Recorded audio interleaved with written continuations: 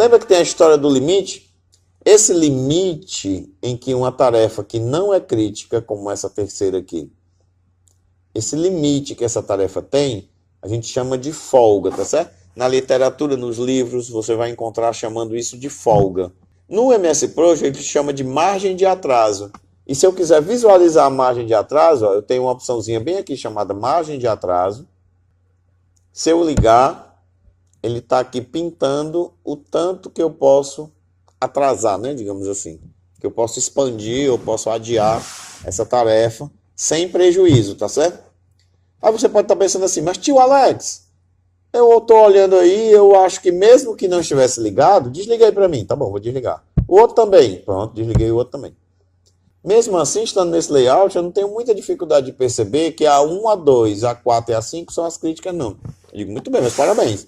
Só que aqui você só tem 5 serviços, 5 tarefas, 5 operações. Se você tiver 50, 500, 5.000, eu já trabalhei em projetos, né? Em planejamento, que no caso era planejamento de obra, que eu tinha mais de 10.000 linhas. Tu é louco eu ficar procurando em torno de 10.000 linhas quem é crítico e quem não é crítico? É muito mais prático eu clicar aqui e deixar ele me mostrar, né?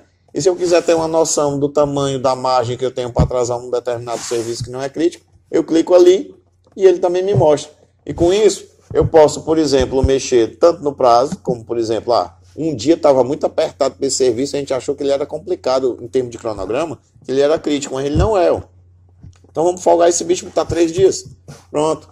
Mas também eu não queria fazer aqui, porque assim, eu tenho o mesmo profissional que faz esses 2 serviços, por exemplo, né?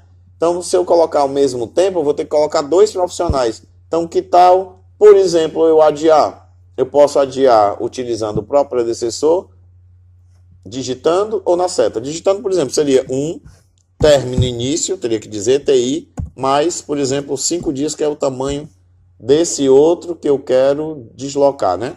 Deslocar debaixo dele. Então livrou, né? Aqui é porque é sábado e domingo, ele pulou para frente.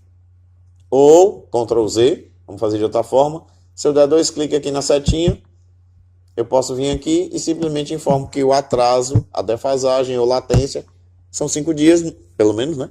5 dias no mínimo.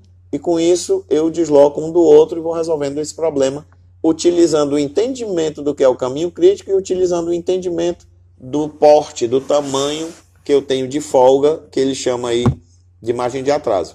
Tá certo? Então isso é muito importante, é por isso que o caminho crítico é fundamental. Muitas decisões e muitas soluções para vários aspectos da obra, prazo, necessidade de recurso, compra de material, estocagem de material, controle e amenização de impacto de fluxo de caixa, eu posso tomar decisões tendo por base o entendimento de que serviços ou opções, operações, serviços, tarefas são críticas, quais não são e quais são suas folgas.